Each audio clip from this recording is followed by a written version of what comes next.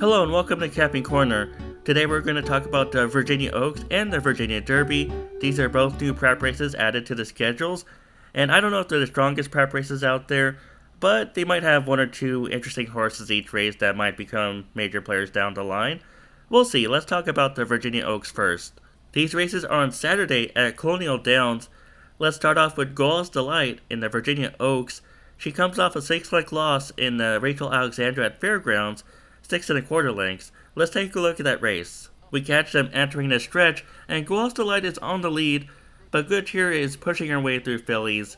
And Goal's Delight is going to stay on the lead for a few more moments, but Good Cheer is going to come alongside her, and Good Cheer is going to take over the lead and separate herself. But I'm fine with that, because Good Cheer is a good filly. She's one of the top fillies, if not the top filly. And Goal's Delight is going to fade back 6 lengths behind, but she retains her spot at least. She doesn't let the other fillies steal second from her, and that's a good sign if nothing else. So I'm fine with her losing by 6 lengths to Good Cheer because Good Cheer is a top filly. And I'm going to make her my top choice. I could forgive the Martha Washington as well because she had a bad trip in that race. Just based on class, Goal's Delight is my choice in this race. Let's talk about the other fillies. Now I want to talk about Fondly in the number 8 slot. And Fondly will be ridden by Irad Ortiz, so she will attract some attention based on that. But she also broke her maiden by 4 lengths at Tampa Bay Downs, and she had some trouble on the turn. I want to show the trouble. She had some traffic problems. Fondly is on the rail. She's the number 1 filly. Here she is trying to move up, but there's nowhere to go, so the jockey has to take her back. And now Fondly has to wait a second or two more before the jockey takes her to the outside as they round the turn. And now Fondly is in the clear. Now she's in the clear as they enter the stretch run, and the jockey is asking her, but that's fine. Once Fondly gets into motion and switches leads, then she just blows by the other 2 fillies on the inside, and now she's just doing it mostly on her own. And look at that stride. She's doing it very easily. It was very visually pleasing, and Fondly is going to have a shot in this race. I wonder if she's a little short on works because she only has had 1 work since that race on February 14. But otherwise, I do like her, and I'm going to make her my second choice in my top 4. For the third filly, I want to talk about Anonyma, who was 6th in the Honeybee Stakes at Oaklawn. She was facing good fillies in that race as well. She was facing Quietside, 5G, Mahima. Mahima was highly regarded before the race, and actually, if you watch the race, Mahima did run well. And Anonyma lost by 10 lengths, but again, she was facing good fillies in that race, just like Goal's Delight was facing a good filly in Good Cheer. Before that, 3 starts back, Anonyma did beat Take Charge Milady, who went on to win the Martha Washington Stakes. So I'm going to give some credit to Anonyma and rank her 3rd in my top 4. Let's move on. Lastly, I want to talk about Early On, who broke her maiden by 5 1/4 lengths at Gulfstream, and she won at the mile and 1/16 distance, so distance is not a problem for this filly. I just worry about who she's been facing at Gulfstream. That 3rd place finisher Grayley went on to finish 4th in her next start, and that was kind of disappointing, and so I just wonder who she's been facing at Gulfstream in that race. And Aqueduct, I don't know if that Aqueduct race was that strong either. It was a maiden optional claimer. She was a closing 2nd, but I just have my doubts about the competition this filly has been facing. But she could be good. She won that race easily at Gulfstream, and maybe I should give her a little more credit.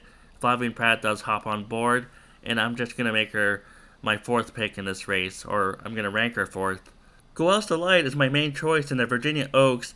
I'll say that Fondly is her main threat, and I'll say that Anonyma and Early On are my underneath horses. So Goal's Delight and Fondly, Anonyma, and Early On, my top 4 for the Virginia Oaks.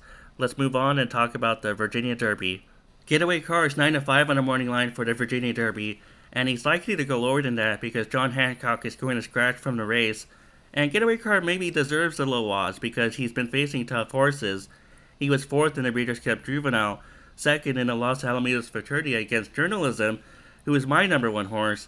And then Getaway Car won the Sunland Park Derby by a nose over Caldera. Let's take a look at the Sunland Derby. We catched him around the far turn. Getaway Car had a slight lead for most of the race, but Caldera made a big challenge on the far turn, and we see them hooking up, entering the stretch, and Getaway Car is going to fight back. And I like the fact that Getaway Car fights back. I like the fact that he's not going to let Caldera just take over the lead and Getaway Car takes back the lead right here. And I like the separation from the rest of the field, and that's a big gap to Touchy in third. And Getaway Car is barely going to win over Caldera, and that's fine. I think that Caldera is going to emerge as a big-time Lucas horse, and I just wasn't sure whether or not to pick him in that race because he had no stakes experience going into that race. But clearly Caldera has a lot of talent, and I have no problem with Getaway Car barely holding him off, especially with that big gap to Touchy in third. And so Getaway Car is going to be my pick in this race. I think that Getaway Car is easily going to make the lead, especially with John Hancock scratching. And whenever a good Baffert horse secures the lead, it's hard to stop that horse, so I'm just going to pick Getaway Car, even at low odds. Let's talk about the other horses. If Getaway Car doesn't break well for any reason, maybe American Promise is the one to capitalize on it. American Promise has been running okay in stakes races. He was in mid-pack at the end in both the Southwest Stakes and the Risen Star Stakes, but I want to give him some credit for showing speed in the Southwest. He tried to challenge Speed King before the far turn, and he just couldn't keep up with that horse, and then he faded towards the end, and the fractions were fast in that race, so that's fine. And then in the Risen Star, I expected more speed from American Promise in the Risen Star, and he just didn't show that, but he was close to the leaders for most of the race, and then again he got tired in the stretch. This horse might need the lead, which is going to be difficult with Getaway Car in the race. If Getaway Car does not break well for any reason, maybe American Promise will take the lead. We'll see. One closer who might get a piece is Omaha, and this horse just has no early speed. He gave up double-digit lengths in the Jerome Stakes and then 7 or 8 lengths in the Withers Stakes. But he ran second in the Jerome and third in the Withers, so he's probably going to come and maybe get third or fourth in this race. Let's take a look at the Withers. We see the big gap to Omaha in second to last. And Omaha has the white blinkers, so he's easy to spot. He's on the rail right now, and he's moving up through the inside. And he's dirtied up too, so it's not hard to spot him. And we see that Omaha is right behind the leading group. He's going to switch outside right now under the left-handed whip, and he's going to pass those two horses on the inside. And Captain Cook and Surfside Moon are just so far ahead. And Captain Cook also ran pretty well too. He got a high bar speed figure for what it's worth for the race. And Omaha is going to be clear in third. There was no one around him, whether behind him or in front of him, so he was all by himself. And it was a fine race. He just gives up so many lengths that he's never gonna have a real chance to get the leaders unless it's a bad field. But he's gonna come late at the end, so if you're gonna play a trifecta or superfecta, he's a good horse to use.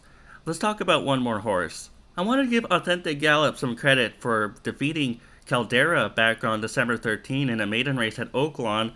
Maybe it wasn't the same version of Caldera seen in the Sunland Park Derby, but still, I want to give him some credit anyway. And then Authentic Gallop was third against Admiral Dennis in a January 20 optional claimer.